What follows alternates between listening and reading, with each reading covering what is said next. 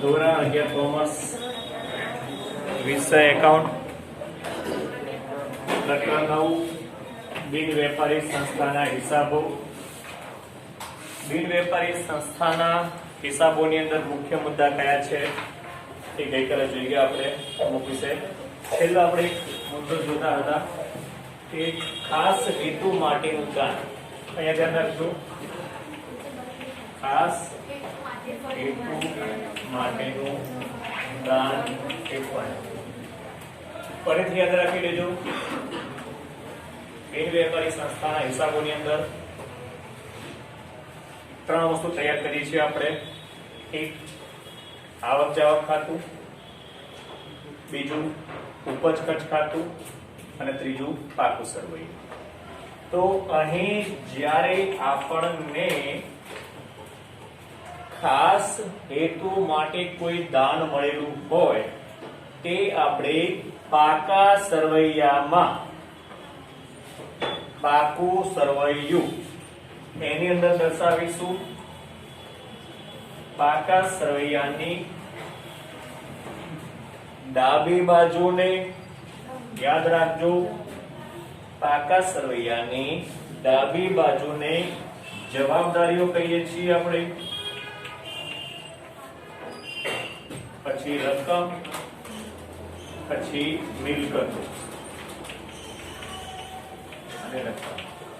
તો ખાસ જ્યારે ખાસ હેતુ માટે કોઈ દાન મળ્યું હોય તો એ વારંવાર મળતું નથી, તેને મૂડી આવક કહેવાય છે। છતાં પણ તેને મૂડી ભંડોળમાં ન ઉમેરતા, મૂડી ભંડોળમાં ન ઉમેરતા પાકા સરવૈયાની ડાબી બાજુ જવાબદારીના મથાળા હેઠળ દર્શાવવામાં આવે છે। અગાઉ કીધું હતું આપણે કે કોઈ શૈક્ષણિક સંસ્થા હોય તો વિદ્યાર્થીઓને પ્રોત્સાહિત કરવા માટે ઇનામો આપવામાં આવે છે, અને કોઈ પ્રતિષ્ઠિત વ્યક્તિ દ્વારા આના માટે દાન મળ્યું હોય, સ્પેશિયલ એટલે કે ખાસ હેતુ ઇનામો માટે, તો તેને ઇનામી ફંડ તરીકે ઓળખવામાં આવે છે। એટલે કે ઇનામો માટે મળેલું દાન, તો તેને મૂડી ભંડોળમાં ન ઉમેરતા જવાબદારી બાજુ અલગથી આપણે લખીશું ઇનામી ફંડ। આની ઉપરની બાજુ આપણે મૂડી ભંડોળ લખીએ છીએ, એ ગઈકાલે આપણે જોઈ ગયા છીએ, બરોબર। તો આ ખાસ હેતુ માટે મળેલું દાન જવાબદારી બાજુ અલગથી દર્શાવવામાં આવે છે, ખાસ યાદ રાખી લેજો। હવે જો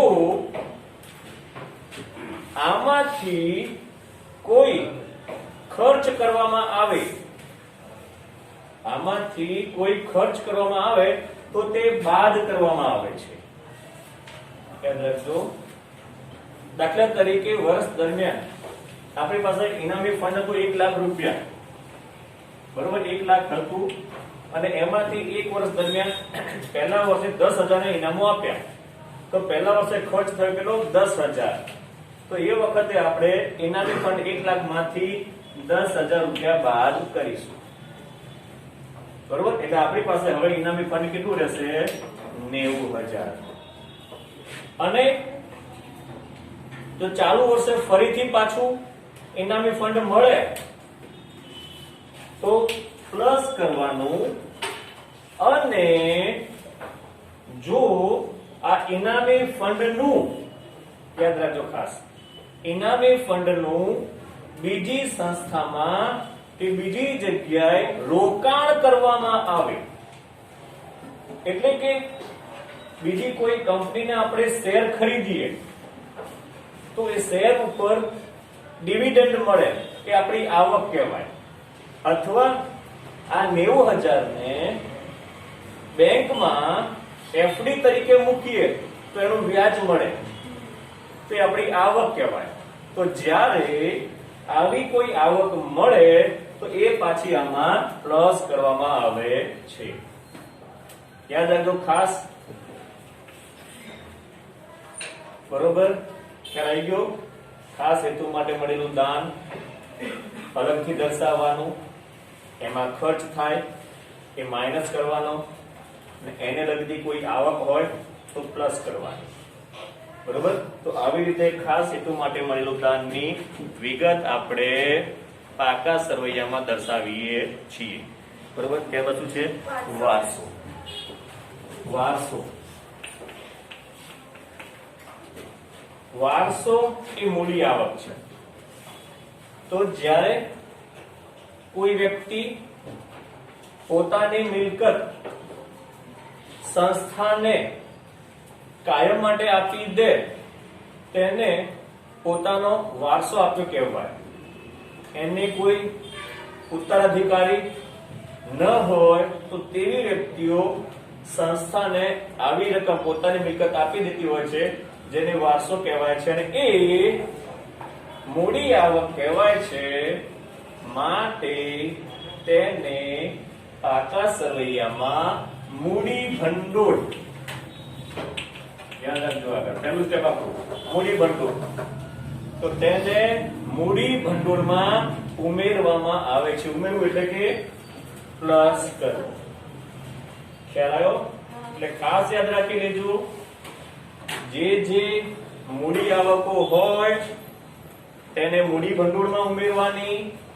માત્ર ખાસ હેતુ માટે મળેલું દાન. ખ્યાલ આવી ગયો? તો ખાસ યાદ રાખી લીધું, મૂડી ભંડોળમાં આટલી વિગતો આવે છે. અને છેલ્લું શું છે? લોકરનું ભાડું. લોકરનું ભાડું. લોકર રમત-ગમત સંસ્થાઓની અંદર ખાસ, દાખલા તરીકે કર્ણાવતી ક્લબ, બધાએ નામ સાંભળેલું છે. રાજપથ ક્લબ નામ સાંભળેલું છે. ગુજરાત ક્રિકેટ એસોસિએશન, બરોબર, લાયન્સ ક્લબ, આવી જે સંસ્થાઓ છે, એવી સંસ્થાઓ રમત-ગમતના તેમજ સાંસ્કૃતિક સંસ્થાઓ હોય તો તે સંસ્થાઓની અંદર સભ્યોને પોતાની વસ્તુ મૂકવા માટે એક ખાનું આપવામાં આવે છે, જેને લોકર તરીકે ઓળખવામાં આવે છે. અને સભ્યોએ દર વર્ષે કે દર મહિને એ લોકરનું ભાડું જમા કરાવવું પડે છે. તો આ લોકરનું ભાડું એ સંસ્થા માટે આવક છે. તેથી તેને ઉપજ ખર્ચ ખાતાની જમા બાજુ ઉપજમાં દર્શાવવામાં આવે છે. ખ્યાલ આવી ગયો? બરોબર. તો આવી રીતે આપણે ફરીથી ખાસ યાદ રાખી લેજો. તો પેજ નંબર 200 ને કયું છે, એના પછીનું 261. એમાં જુઓ 261 નંબરના પેજ ઉપર તમને મૂડી આવક, મહેસૂલી આવક, મૂડી ખર્ચ, મહેસૂલી ખર્ચ અને છેલ્લે પ્રસારિત મહેસૂલી ખર્ચ આપેલો છે. આ વસ્તુ તમારે તૈયાર કરવાની છે, આ વિગતો. ખ્યાલ આવ્યો? એટલે હવે દાખલામાં રકમ આવે તો તમને ખબર પડી જવી જોઈએ કે કઈ મૂડી આવક છે, કઈ મહેસૂલી આવક છે. બરોબર? એકવાર વાંચી લો, પછી આપણે આગળ જઈએ.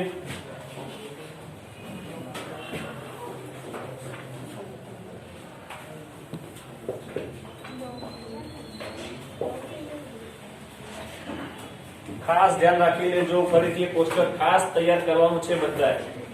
અને હોમવર્ક ની અંદર આ કોષ્ટકને ઓછામાં ઓછું 2 થી 3 વખત લખી નાખજો. આ કોષ્ટક આવડશે તો દાખલો આવડશે. 6 માર્કનો દાખલો છે, બરોબર? એમાં ખાસ વર્ગીકરણ કરતા આવડવું જોઈએ. એટલે જેટલી વિગતો આપી છે એટલી વિગતો કમ્પ્લીટ તૈયાર કરી કાઢો.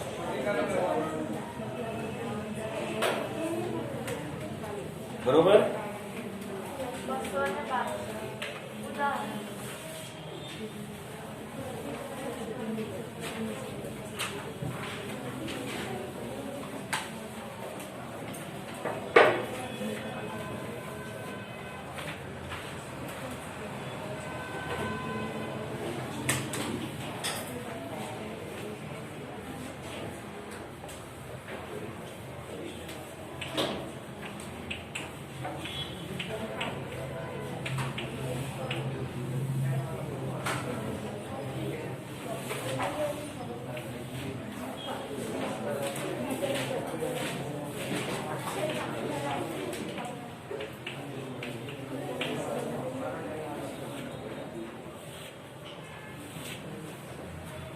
ચલો જોઈ લીધું. હવે એની સામે 363 નંબરનું પેજ છે. પછી ત્યાં આપણને આવક જાવક ખાતું આપેલું છે. એ જો બધા 200 જો એ આપણે બનાવવાનું છે.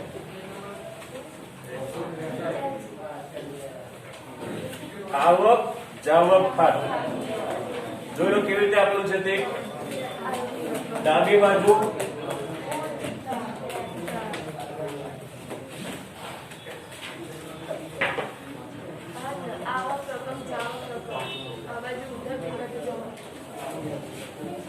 ખાસ યાદ રાખી લેજો, રકમો ઉલટી સાઈડ ના લખી જાય એટલા માટે. કારણ આવક જાવક ખાતાની ડાબી બાજુ આવકો છે જોજો, બરોબર. પછી રકમ, પછી જમણી બાજુ જાવક છે, પછી રકમ. અને ખાસ ઉપજ ખર્ચ ખાતામાં આનાથી વિરુદ્ધનું છે પાછું, એટલા માટે ભૂલ ન થાય. ખાસ ધ્યાન રાખવાનું છે, ઉપજ ખર્ચ ખાતાની ડાબી બાજુ ખર્ચ છે અને જ્યારે જમણી બાજુ ઉપજ છે. એટલા માટે બંનેમાં વિરુદ્ધની બાજુ છે. ખાસ ધ્યાન રાખી લેજો, બરોબર.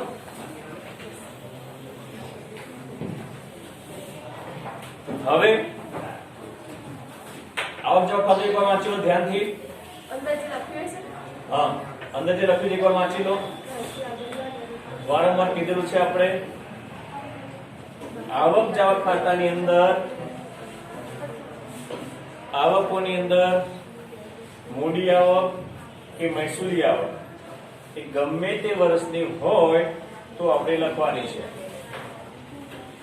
કારણ કે યાદ રાખજો, આવક જાવક ખાતું રોકડના ધોરણે તૈયાર કરવામાં આવે છે. સમજી યાદ રાખજો, આવક જાવક ખાતું કયા ધોરણે તૈયાર કરવામાં આવે છે? રોકડના ધોરણે. રોકડ એટલે બેંકમાં ચાલે ચેક. એટલે આ વર્ષ દરમિયાન એટલે ચાલુ વર્ષ દરમિયાન ગમે તે વર્ષની, અગાઉના વર્ષની કે આવનાર વર્ષની, 3 વર્ષમાંથી ગમે તે વર્ષની આવકો હશે એ આપણે આવક જાવક ખાતામાં દર્શાવવાની છે. યાદ રાખી લેજો, ફરીથી ભૂલ ના થાય, બરોબર. ચાલુ વર્ષ કોને કહેવાય તમને ખબર છે. ફરી એકવાર સમજાવી દઉં. દાખલા તરીકે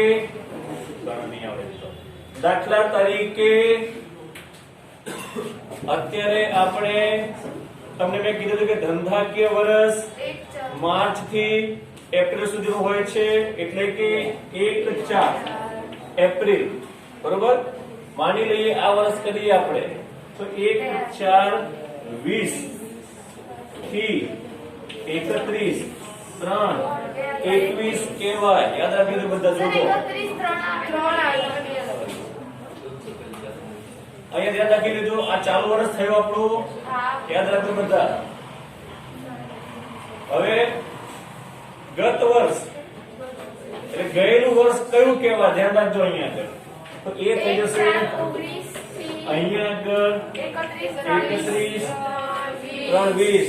અવાજ નહીં બીજાનો બોલો પાછળ 31-3-20. તો અહીંયા આગળ આવશે 1-4-19. યાદ રાખજો વર્ષો. આમાં ધ્યાન રાખવાનું છે આપણે અને કાયમ માટે, બરોબર. આવનારું વર્ષ કયું થશે? તો અહીંયા આગળ 1-4-21 થી 31-3-22. હવે જોજો, આવક જાવક ખાતું હોય તો કોઈ ટેન્શન નથી. ગમે તે વર્ષની આવક હશે એ અહીંયા દર્શાવી દઈશું. તેવી જ રીતે ગમે તે વર્ષની જાવક હશે એ અહીંયા દર્શાવી દઈશું, બરોબર. ગયા વર્ષની આ ગયું વર્ષ કહેવાય, બરોબર? એ આવક હશે તો પણ અહીંયા દર્શાવાશે, અને આવનાર વર્ષ જેને અગાઉથી મળેલી આવક કહેવાય તો એ પણ અહીંયા દર્શાવાશે, બરોબર? અહીંયા મળવાની બાકી આવકો, અગાઉથી મળેલી આવકો બંને લખવાની છે. એવી જ રીતે અહીંયા ખર્ચની અંદર ચૂકવવાના બાકી ખર્ચ અને અગાઉથી ચૂકવેલ ખર્ચ. દાખલા તરીકે અહીંયા આગળ હોય ચાલુ વર્ષ હોય અને આ વર્ષના હોય તો એ ચૂકવવાના બાકી ખર્ચ એ આ વર્ષે ચૂકવ્યા તો લખવાના. આવનાર વર્ષના ખર્ચ એને કહેવાય અગાઉથી ચૂકવેલ ખર્ચ, આ વર્ષે ચૂકવ્યા તો લખવાના. યાદ રાખજો, ફરી કહું છું. પરંતુ હવે ખાસ અહીંયા હવે ઉપજ ખર્ચ ખાતું જુઓ, પાછળ આપેલું હશે ના, પેજ નંબર 265 જુઓ બધા. ઉપજ ખર્ચ ખાતું ફરી યાદ રાખી લેજો. ઉપજ ખર્ચ ખાતામાં માત્ર મહેસૂલી આવક અને મહેસૂલી ખર્ચ એ બે જ દર્શાવવાનું. એ પણ કેવું? ચાલુ વર્ષનું.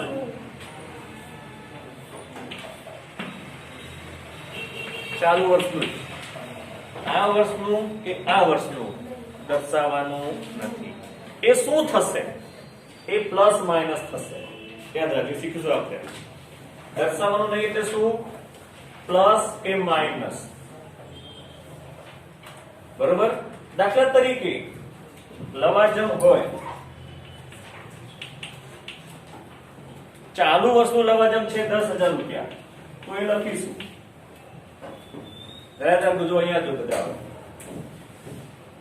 ચાલુ વર્ષનું લવાજમ હોય, માની લઈએ આ આપણું ચાલુ વર્ષ છે, બરોબર? હવે આપણને આ વર્ષે યાદ રાખજો, જોજો બધા બધું, આ વર્ષે ચાલુ વર્ષે આપણને 19-20 નું લવાજમ મળ્યું. યાદ રાખજો, 19-20 નું લવાજમ મળ્યું તો એ કરવાનું માઇનસ. ખબર પડી? 3 વર્ષ આપેલા હોય તો ગયા વર્ષનું લવાજમ મળ્યું હોય 19-20 નું, એ માઇનસ કરવાનું.